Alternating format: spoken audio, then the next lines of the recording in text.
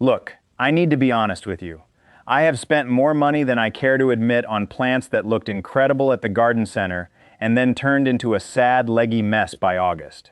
If that sounds familiar, stick around, because today I am going to walk you through 5 ways to make your garden genuinely pop, and I mean the kind of impact that makes your neighbor slow down on the driveway and actually look. Not the Pinterest fantasy version, the version that works in real soil, with real budgets, and real weather. Here is what we are covering and why it matters to you.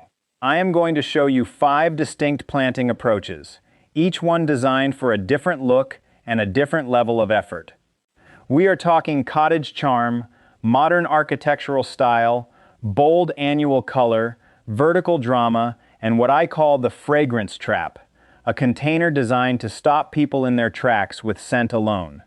For each one, I will tell you exactly what to plant, how to combine it, what it actually costs when you add it all up, and where most people go wrong. By the end, you will know which approach fits your garden, your personality, and your patience level, and you will be able to set one up this weekend. Let me start with the cottage-style container, because this is where most people begin, and where most people get it wrong. The mistake I see constantly is stuffing a pot with every pastel flower at the garden center and hoping it looks like the Cotswolds. It does not. It looks like a yard sale. The secret to a convincing cottage container is restraint in your color palette and variety in your plant shapes. You need height, you need mass, and you need something that spills over the edge. In the trade we call that thrillers, fillers, and spillers, and it is not just a catchy phrase. It is a formula that actually works every single time if you respect it. I use a wooden half barrel for this style because nothing says cottage like weathered timber. But here is something most videos will not tell you. If you do not line that barrel, you are going to be replacing it in 2 years. I line mine with heavy gauge black polythene, and I punch drainage holes through both the liner and the barrel base. That liner alone will extend the life of your tub by 4 to 5 years. I tested this side by side in my own garden. 1 lined barrel, 1 unlined, same spot, same watering schedule. The unlined one had visible rot along the bottom staves by the end of the 2nd winter. The lined one is still going strong heading into year 6. For compost, I use a peat-free multi-purpose mix with added John Innes. That loam content matters more than people realize. Straight multi-purpose compost dries out fast, and once it dries, it is incredibly hard to re-wet. The John Innes blend holds moisture more evenly, and it has enough slow-release nutrition to carry your plants through to autumn without you having to remember a feeding schedule every week. Fill your barrel to about 3 or 4 inches below the rim. You need that space because every plant you drop in displaces compost upward. Now for the actual planting. In the back corner, I put a foxglove. This is your thriller. It gives you that pyramid of height that draws the eye upward, and it is an absolute magnet for bees. I have been using the Dalmatian series because they flower reliably in their first year from plug plants, and you get those gorgeous speckled throats that look like something out of a botanical illustration. One important thing I learned years ago from an old Parks Department superintendent is that every plant has a front and a back. The front is the side that has been reaching toward the light. Find it and face it toward your main viewing angle. It sounds minor, but it makes a visible difference. Opposite the foxglove, I tuck in a hosta for foliage contrast. Flowers come and go, but foliage carries the show for months. A medium-sized hosta like blue mouse ears gives you that blue-green leaf that plays beautifully against the pinks and purples of the foxglove. Then, in the center front, I plant a scabious, specifically butterfly blue, because it produces those pincushion flowers non-stop from June right through to the first frost if you keep deadheading. That is 5 months of continuous bloom from one plant. Hard to beat that return on investment. For the sides, I add a pair of osteospermum daisies in soft pink. These have a trick most people miss. Flip the petals over, and you will often find the underside is a completely different color, a pale primrose yellow, so you get a two-tone effect as the flowers open and close with the light. And along the front edge, I plant small pots of trailing ivy as the spiller element. Ivy is perennial, roots from cuttings like a weed, and gives you that cascading green skirt that ties the whole arrangement to the container. Total cost for this planting scheme when I last priced it out was around £32, which is less than filling up your car and gives you about 6 months of genuine beauty. I think that is a bargain. Now let me take you in a completely different direction with the contemporary container, because if cottage is not your thing, this approach might be. Contemporary planting is about bold shapes, limited color palettes, and a deliberate sense of cool restraint. The container itself matters here. I use a composite pot in a muted gray or charcoal. These recycled composite pots are lighter than terracotta, they do not crack in frost, and they look sleek without trying too hard. Sane compost blend inside, peat-free multipurpose with added John Innes for weight and nutrition. The star of this arrangement is an agapanthus, the African lily. Now I know what some of you are thinking. Those are tender plants, they will not survive winter. That was true 20 years ago. The headborne hybrids that are widely available now are genuinely hardy down to about -10 Celsius in free-draining soil. I have had one in a pot on my north-facing patio for 3 winters running, and it comes back stronger every year. The key is making sure the compost does not sit waterlogged through winter. Good drainage is non-negotiable. When you pull an agapanthus out of its nursery pot, the root ball will shock you. It is a dense mass of fleshy white roots that looks like it is trying to escape. That is normal, and it is a sign of a healthy plant. Plant it dead center toward the back, and let those roots explore the fresh compost. For contrast, I pair it with a heuchera, specifically black pearl. The dark foliage is almost black on top, with a rich crimson underneath, and when sunlight hits it, you get this stained glass effect that is genuinely stunning against the gray pot. In front of the heuchera, I add a hardy geranium called Storm Cloud, which gives you slate blue flowers with red buds and leaves flushed with a dark wine color. See how the palette is building. We are staying in the purple, gray, and near black range, and it looks incredibly sophisticated without any real effort. Then I add 2 French lavenders along the front sides. French lavender is the one with those little rabbit ear petals at the top of each flower spike, and it adds both color and an architectural shape that reinforces the contemporary feel. Along the very front edge, I plant 2 variegated thymes as the spiller. Silver Posy is my go-to variety. It hugs the rim, trails gently, and when you brush against it or the lavender, the whole pot releases scent. This is a container you can position right beside a doorway or a seating area, and it earns its place every single day.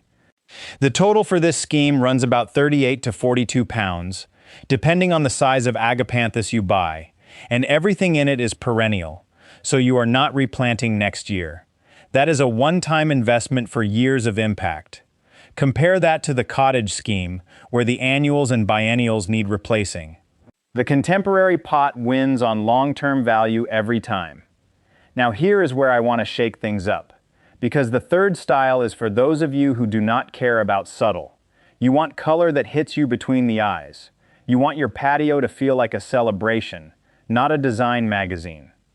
And honestly, there is absolutely nothing wrong with that. This is the bold annual container, and it is probably the most fun to plant. I use a simple wooden trough for this one because I want the plants to be the show, not the pot. The backbone of this planting is pelargoniums, what most people call geraniums. They are technically not annuals since you can overwinter them in a frost-free spot, but most people treat them as one-season plants and that is fine. Look closely at a pelargonium flower cluster before it fully opens and count the buds on a single stalk.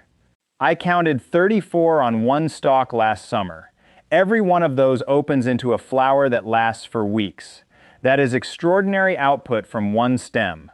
I pair the pelargoniums with calibrachoa, those little petunia lookalikes sometimes called million bells. The double-flowered varieties are my preference because they give you this incredibly dense ruffled texture in pinks, mauves, and whites that contrasts with the bolder pelargonium heads. Pelargoniums in the center for height, calibrachoa on the corners to spill and soften. and then in each remaining gap I tuck in a Nemesia, specifically one called Wisley Vanilla. This is the secret weapon of this container, because Nemesia has genuine fragrance. On a warm evening, that vanilla scent carries about 6 feet, which means if this trough is near your outdoor seating, you will notice it every time you sit down. Here is the honest truth about bold annual containers, though. They are thirsty. You have a lot of biomass packed into a small volume of compost, and the foliage acts like an umbrella. So even when it rains, very little water actually reaches the roots. During summer, you need to water these at least once a day, sometimes twice in a heat wave. Every 2 weeks, give them a liquid feed. Something like a tomato fertilizer works perfectly, and deadhead anything that fades. If you keep up with that routine, you will have non-stop color from late May through to October. If you skip watering for 3 days in July, you will have a pot of crispy regret. That is just the deal with annuals, and anyone who tells you otherwise is selling you something. Now let me give you something that was not in the original playbook, because I think this is one of the most underused tricks in garden design. This is what I call the vertical drama container. Most people think horizontally when they plant pots. They fill the surface and call it done. But your eye naturally travels upward, and if you give it a reason to, the perceived size and impact of your container doubles overnight. The way I do this is simple. I start with a tall, narrow pot, at least 60 centimeters high. In the center, I plant an ornamental grass, specifically Stipa tenuissima, sometimes called ponytail grass or Mexican feather grass. This grass grows to about 60 centimeters tall on its own, so combined with the pot height you are looking at over a meter of movement and texture, and it moves. Even the slightest breeze sets it swaying, which adds a living, dynamic quality that no other plant can match in the same way. Around the base of the grass, I plant 3 or 4 heucheras in a dark shade like plum pudding or obsidian. The broad, dark, still leaves contrast perfectly with the fine, pale, moving grass above. And cascading over the pot rim, I use a trailing dichondra called Silver Falls, which has tiny silver leaves on long trailing stems that can reach 40 centimeters by midsummer. I tested this combination against a traditional mixed container last year in my garden, both pots placed side by side on the same patio. I asked 12 visitors across the summer which container they noticed first. Every single one said the vertical one. 11 out of 12 said it was their favorite. The one holdout preferred the annual trough, and fair enough, she was 7 years old. The point is that height and movement create drama that flat planting cannot replicate no matter how many colors you use. Total cost is around £25 because you are using fewer plants, and everything is perennial. It is the cheapest of all 5 schemes and arguably the most striking. The fifth and final approach is what I call the fragrance trap, and this one is specifically for anyone who gardens near a seating area, a doorway, or a path. The idea is to create a container that you do not just look at, you walk through a cloud of scent every time you pass it. Most gardeners think of fragrance as a bonus. I think of it as a primary design tool that is almost always underused. I build this in a wide, low bowl, something about 45 centimeters across and 20 centimeters deep. Shallow pots warm up faster in the sun, and warmth is what releases essential oils from aromatic foliage. In the center, I plant a chocolate cosmos, Cosmos atrosanguineus. This plant produces dark, almost black red flowers that smell genuinely of dark chocolate. Not vaguely, not if you really try. Actual chocolate. It is one of those plants that makes people stop and say you are joking, and then they lean in and their face changes. Around the cosmos, I plant a ring of night-scented stock, Mathiola longipetala. These are frankly ugly little flowers. Let me be completely honest about that. During the day, they look like weeds, but from about 6 in the evening onward, they open and release one of the most powerful sweet fragrances in the entire plant kingdom. If your container is within 3 meters of where you sit on summer evenings, you will smell it clearly. It is extraordinary. In the gaps, I tuck in lemon thyme and trailing rosemary. Both are aromatic when brushed or bruised, So if the container is beside a path, every time someone walks past and their leg or hand catches a stem, another wave of scent releases. You are layering fragrances across the day and evening. Thyme and rosemary in the warmth of the afternoon, chocolate cosmos when the sun hits the flowers, and night-scented stock taking over as the light fades. I have had this combination beside my back door for 2 summers now, and it has genuinely changed how I use that part of the garden. I sit outside more. Guests comment on it. It works in a way that purely visual planting simply does not. One thing to note, chocolate cosmos is technically a tender tuber. In most of the UK and similar climates, you will need to lift it in autumn and store it frost-free over winter, or treat it as an annual and replace it each spring. At about 6 to 8 pounds per plant, I consider that a reasonable cost for something that delivers that much delight. The rest of the container is perennial or self-seeding, so your ongoing costs are minimal. Now before you go off and plant any of these, let me give you 3 rules that apply to every single container scheme I have just described. First, water before you plant. Every plant should be thoroughly soaked in its nursery pot before it goes into its final container. Dry root balls sitting in moist compost create an interface where water runs around the roots instead of into them, and you get establishment failure. A 30-second dunk in a bucket of water before planting eliminates this problem entirely. Second, ease plants out of their pots gently, but look at the root ball. If the roots are circling tightly around the inside of the pot, gently tease them outward with your fingers. If you plant a congested root ball without loosening it, those roots will keep circling and the plant will effectively strangle itself over time. I have pulled up dead plants from containers and found the root ball still in the exact shape of the original nursery pot months later. The roots never broke out. 30 seconds of gentle teasing prevents that. Third, do not fill your compost right to the rim. Leave a 2-centimeter gap between the compost surface and the pot rim. That gap is your watering reservoir. Without it, water runs off the surface and down the outside of the pot before it has time to soak in. Such a simple thing, and I see it done wrong in about half the containers I encounter. So here is where I want to leave you with a decision. You have 5 approaches in front of you. The cottage mix for classic charm at about 32 pounds. The contemporary scheme for sophisticated restraint at about 40 pounds. The bold annual trough for unapologetic color at about 28 pounds, but with ongoing watering commitment. The vertical drama pot for maximum impact at minimum cost, about 25 pounds. And the fragrance trap for a sensory experience you will not get from any other approach, at about 30 pounds. Pick one, just one. Go to your garden center this weekend and set it up. Do not try to do all 5 at once, because you will overwhelm yourself and end up doing none of them well. Start with the one that made you think, yes, that is what my garden is missing. And if you want to know which one I would pick if I could only have one container in my entire garden, stay tuned for next week, because I am going to show you exactly what happened when I ran all 5 of these side by side for an entire growing season.